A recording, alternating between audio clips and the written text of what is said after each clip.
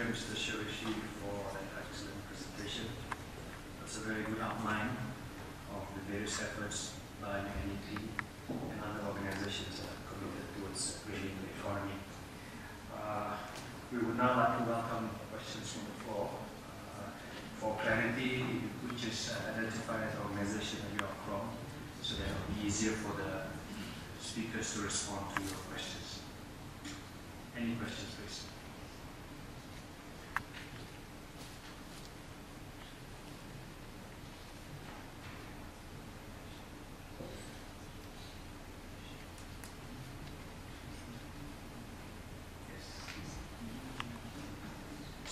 I can just start. Question to both panel speakers. Your personal view and your observation after years of concerted effort in promoting the green economy. What is your opinion on the current general sentiment about the agenda? Is it still viewed as a necessary strategy for growth and profit, or is it sometimes used as a publicity tool and it becomes a burden to those people who are actually doing that? So what is your general perception of this?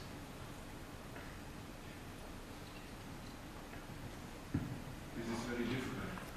I mean, we have to recognize that we have, let's say, a divided world. We have, let's say, the Western world there, I think, always already on that trip to, let's say, to avoid emissions, to make it more sustainable, etc. On the other hand, we have to see that, let's say, all the emerging markets and the transitional countries and the developing countries, they have to generate also, let's say, jobs so that we can continue, let's say, prosperity. And this is very difficult to do this from the energy market in a sustainable way. So we will see, let's say, for a longer time that we still have coal-fired power station, we have gas-fired power station. But we have to look, let's say, what's really happened. This 2-degree Celsius target, this is very endangered because last year I think we had about 6% more CO2 than it was expected. So it is a difficult task, and in my view, presently we have a lot of crises around the world, but this climate change has a big tendency to the background because let's say a bit debate before Copenhagen, but now in Berlin we can see what is really the outcome. I fear that we will not have, let's say, a new restart. Hopefully, let's say, then next year, as everybody is talking about Brazil, that there will be a big movement. But each and every country has to find its own way, and they should, let's say, at least have, let's say, sustainability in their view.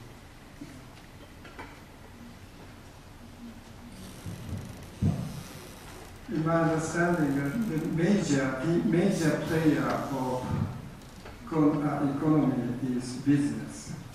So I think that if I say that 20th century's economy was the cause of many global issues such as climate change or poverty,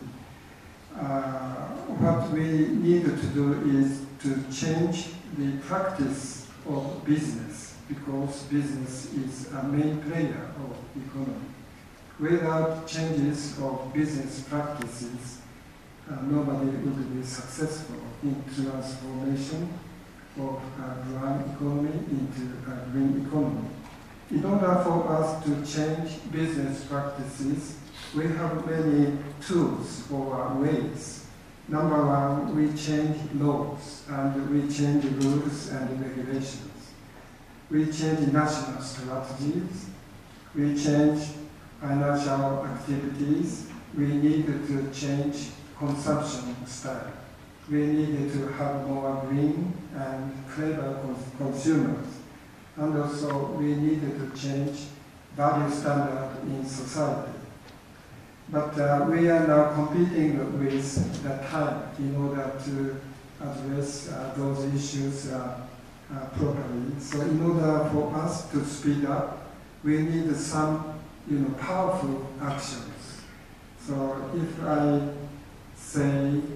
I may say, I think we need more stringent rule which will control behaviors of the financial industry. So I would like ask Basel Committee to introduce new risk management factor, because climate change or other global issues have already become very critical risk factors to any kind of business. So financial industry is doing business with all types of business. So climate change and other global issues have severe material risk factors. Therefore, that risk factor should be accounted into when we calculate the so-called capital adequacy.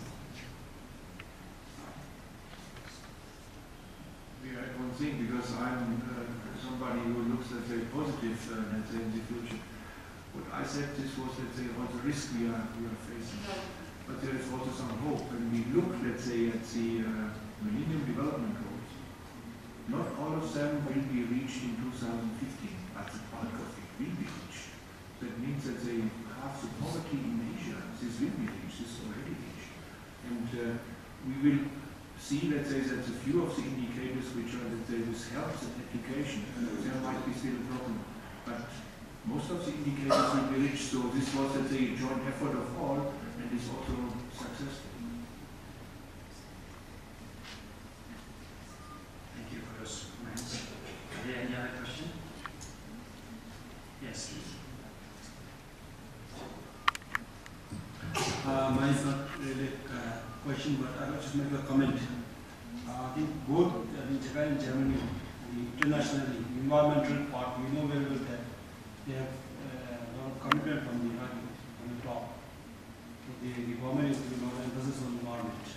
And I think maybe because of that, a lot of these laws have been changed and they are trying to make it the green economy type of the financial institutions, also they're making new schools. But I think other parts, starting from the US, I think commitment is not that much. And as what you call as bankers, most of us will be determined by the internal rate of return, and then there's some, let's say, the CR and all those indicators will determine our own way of doing business. So it is, in this scenario, it's very difficult for us to make those things change. And I think not necessarily from amongst us, I'm sure. It has to go through certain government change and some of the actions which the speaker from Japan was saying. In the last 2-3 years, that the disasters that struck the countries, especially in Japan, I think now we hear that both Germany and Japan, there are a lot of, I think, initiatives and commitment from the government to at least go very green, in the sense that they are trying to do away with the what called the nuclear plants, which is, I think, is one very good thing for global economy. But coming to Bhutan, we are not, I think, in that stage, because our banking, everything is, of course, we also fund some of the industries, but which are very, very small in scale, and we do not have that much of a difficulty, and I think endangering an endangering effect that we normally see other places. Because we have only few small industries in the south, which is not very major, but nevertheless the government, as you heard this morning from the Prime Minister on, that there is so much commitment that we want to look towards greener, in the sense that the biggest revenue earner in Bhutan is to the hydropower, and that the construction of hydropowers are all on the off the route, off the what you call runoff, which means we don't put too much dams, and it's all supposed to be very, very green. So this is where in Bhutan we have some advantage. But at the same time, having those spaces and later with the climate change, we could be affected, because we are also worried that the water which we depend may not come all the time, because there's so much fluctuation with the rainfall and snowfall which we depend. And then there's also so much concern that lately the glacier that feeds our rivers are receding very fast, at a very fast pace. For that, soon we will have those glaciers to feed our rivers, and we will get this hydropower. So these concerns are very much there, but I think the point I want to make here is that I think we all, be it Bhutan or anywhere else, I think we have to take effort now to how to go green. In our own, when you fund a project, even the board of directors, they make an issue now, and our regulator this morning, the governor, from their side, so they are trying to make us do something on the environmental side. So we are making some effort. But as of now, we do not have, I'm sure my colleagues will agree that we do not have any specific rules and laws whereby financial banking and financial institutions should do such and such percentage must be towards greening of the economy. All those things are not there. But I think these are some of the opening eyes when we look at the Japanese and the German case, that something we can look forward to. Thank you. Just want to make some comments here. Thank you. Are there any final comments from the speakers before we close the session? Thank you, Mr. Chair. I think some of you have already read this report done by OECD. May of this year, OECD issued a very interesting report by the name of Towards Green Growth. This report said infrastructure.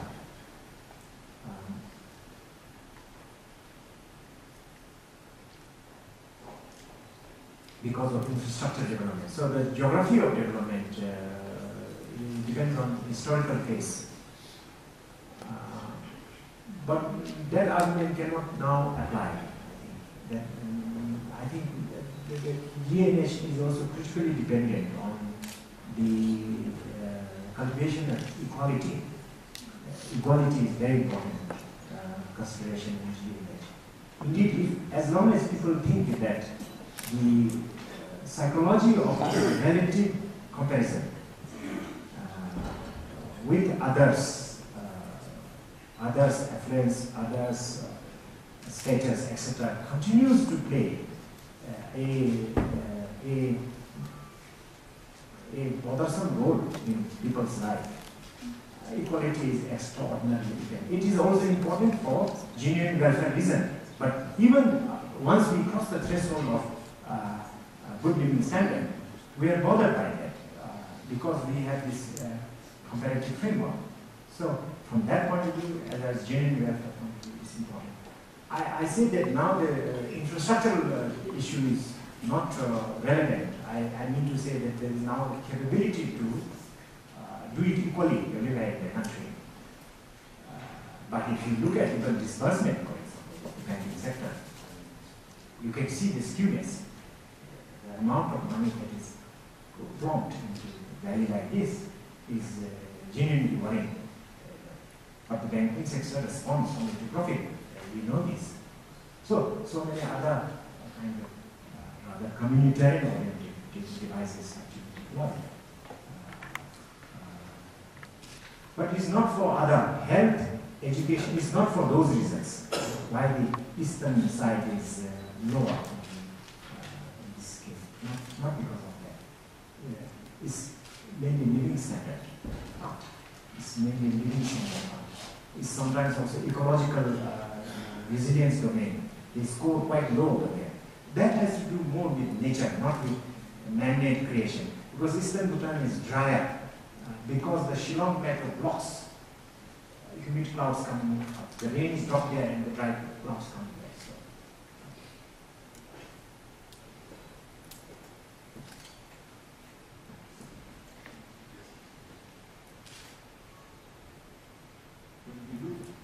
If you look at that chart, yeah, on the left side and on the rest of the recent side, where is the life expectation higher?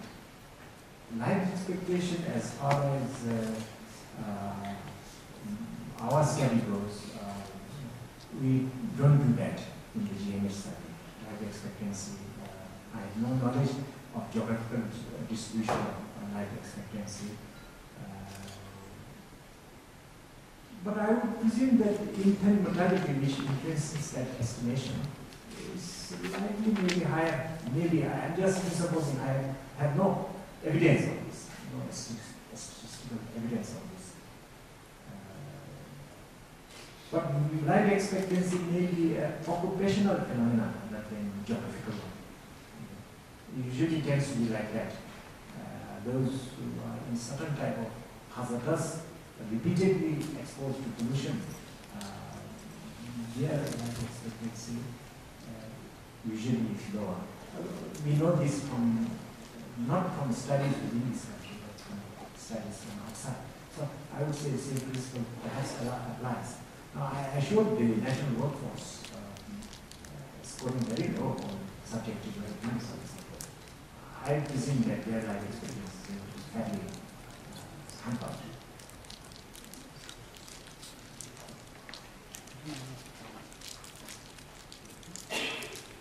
Any more questions?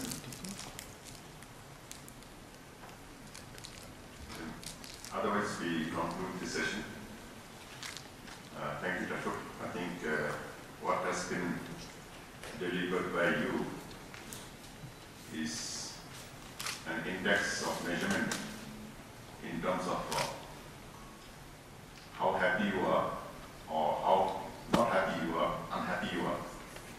So I think the deliberations shows that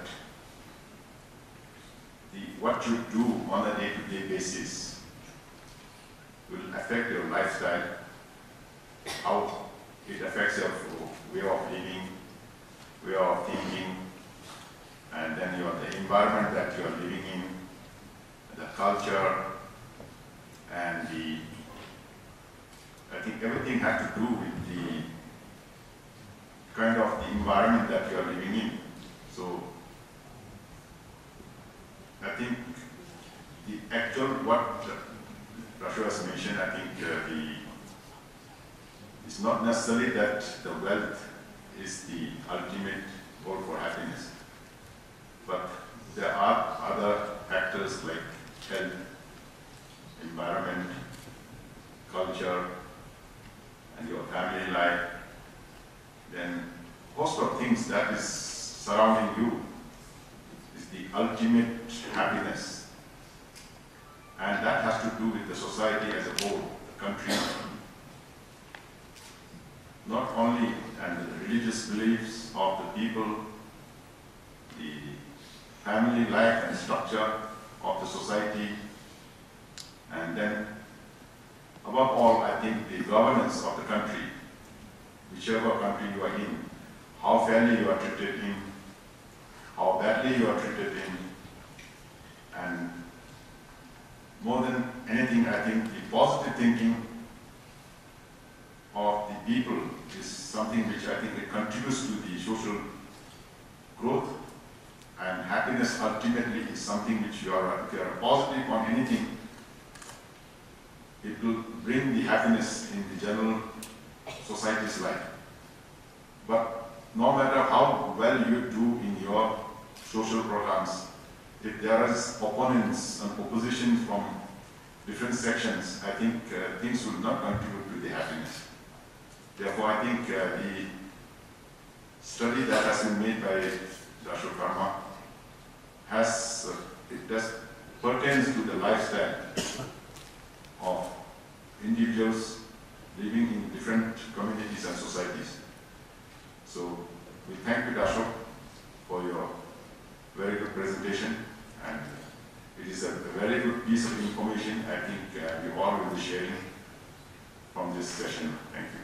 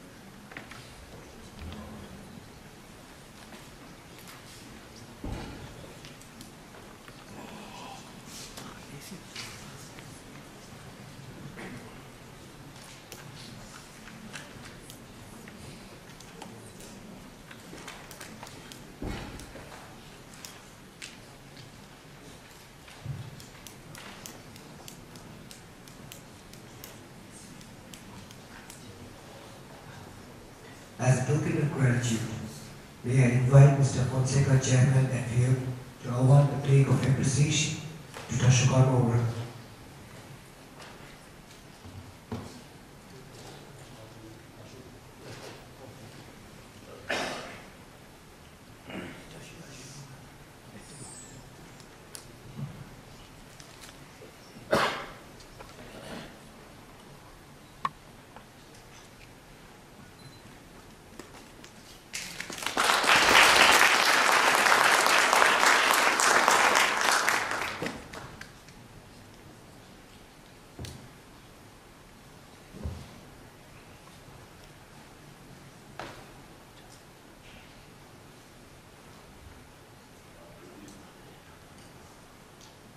Permission of floor, we will start the next session.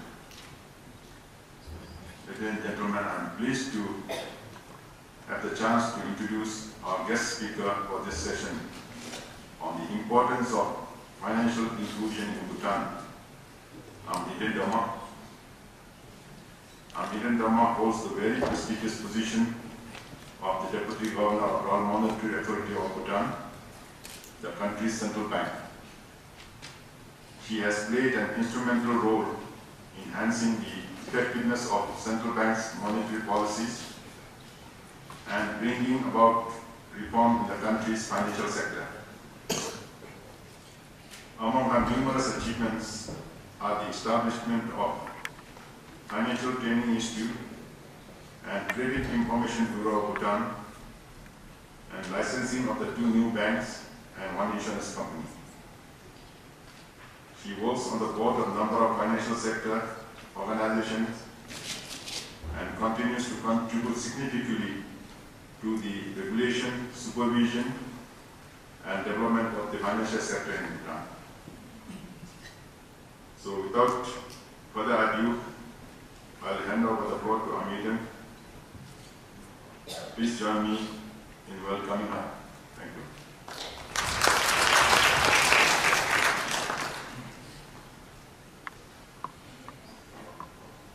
Fonseca, FDF Chairman, distinguished guests, ladies and gentlemen. It's my great pleasure to participate in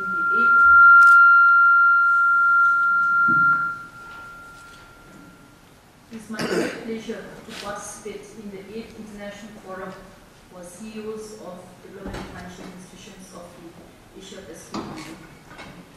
I'm also privileged to share with you our efforts in synchronizing the GNH policy with the financial inclusion policy for Bhutan.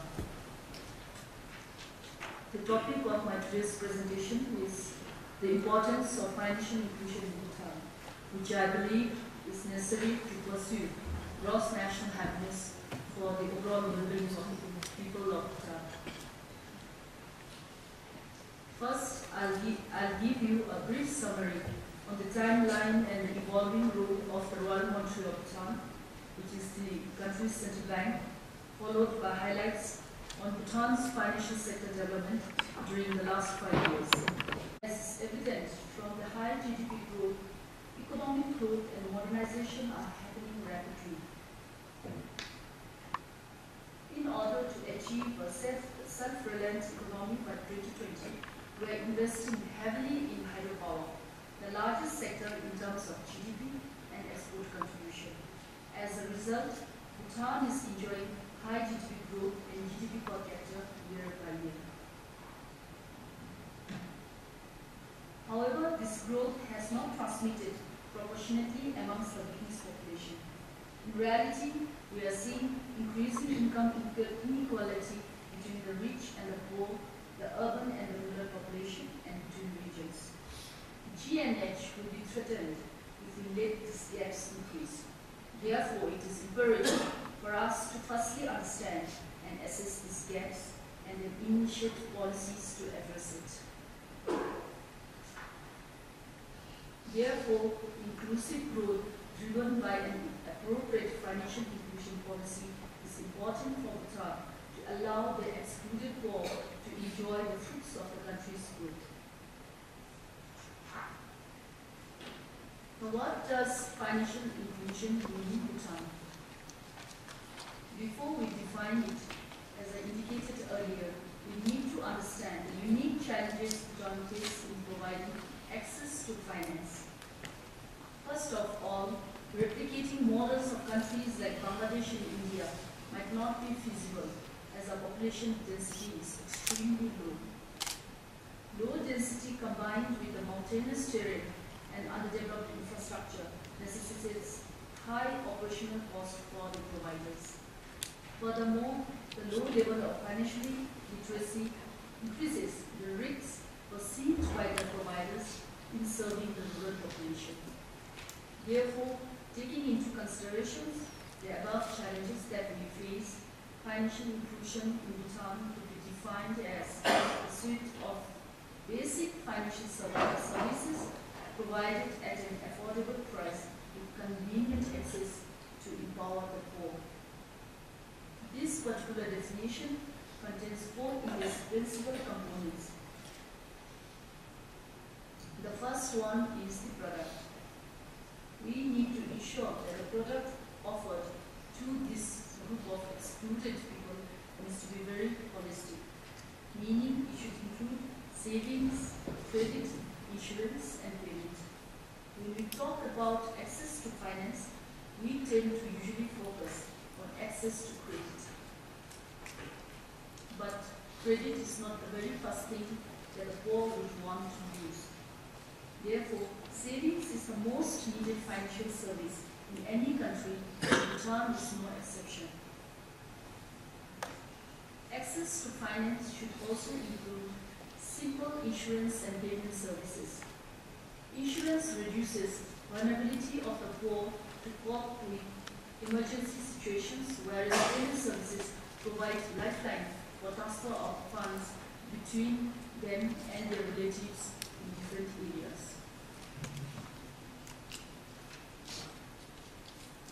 The second is the pricing. The pricing that we need to look into should neither be exploitative nor unsustainable for the providers. And the third is to ensure that these people have convenient access to financial service without loss of time and money. And that could be done in the form of different models, of which in Bhutan we intend to use the bank-based model and the non-bank-based model under the branchless banking.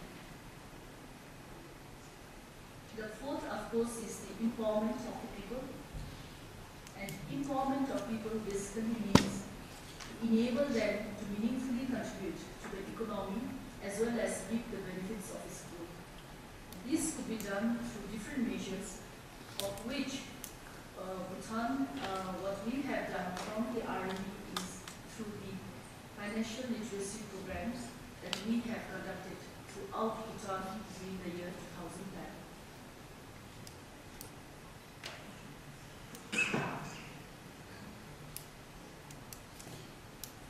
So, coming to the question of whether financial inclusion can contribute to the 9 domains of the gross national happiness. I don't know about others, but I'm convinced that various aspects of financial inclusion have the potential to raise the GNH in every business. It can be explained by looking at the 9 domains of the GNH index, which are psychological well-being, health, time use, education, cultural diversity and resilience, good governance, community vitality, ecological diversity and resilience, and living standards. Just to illustrate my points, let me give you examples. So the first one is psychological well-being. Empowerment, as I just talked about, especially among women and other marginalized groups, through access to finance can improve psychological well-being. In other words, the ability to act combined with the opportunity to act through access to financial service can contribute to a person's psychological well-being. Besides, we should have some sun. Hopefully this goes to you. I treasure the opportunity to speak to you about KfW's environmental finance programs against the background of the far-reaching topic of this conference. All of us sense that solely basing our well-being on fostering continuous quantitative economic growth is by no means sufficient. Much rather, we need to focus on the qualitative aspects of our prosperity. In this context, I am indeed very impressed with the gross national happiness principle of our hosts from Bhutan. Much earlier than the Western world, you came up with a new concept to measure prosperity. I have a few sentences on that, but this has already been discussed this morning. In the Western world, we have pursued the principle of sustainability, which picks up at least part of the idea. In respect, for example, that wealth has to be sufficiently distributed and our economic development. Thank you, Mr. Rose, for sharing that environment programs in Germany and international, some of the international activities that KfW has managed. Very impressive examples, especially the one on the watershed in India. I can see the difference between two photos, one balding away and the other one growing. That's a good example. So I would just like to move on straight to the second presenter for this session. Joining us is Mr. Takechiro Tsuyoshi. He is presently UNEP's Special Advisor in the Asia-Pacific region since 2003 and was formerly a steering committee member of the same organization from the year 2000 to 2003. He's also the Special Advisor to the Mayor of Kawasaki in Japan. He started his banking career with Mitsubishi Bank from 1967 to 1996, covering areas of Tokyo, New York, and Bangkok. And in 1996 to 1998, he held positions as the President of Bank of Tokyo, Mitsubishi Trust Company Limited in New York. From 1998 to 2002, he was the Deputy President and Executive Committee of the Nikko Asset Management Company Limited in Tokyo. Mr. Tsuyoshi obtained his Bachelor's of Arts in Economics at the Tokyo University in 1967. Please join me in welcoming Mr. Tsuyoshi for his presentation. Thank you, Mr. Chair, and good afternoon, ladies and gentlemen. I'm very much delighted to be given this opportunity to speak before you today. Before I start my presentation, let me take this opportunity to express my sincere thanks to the Bhutanese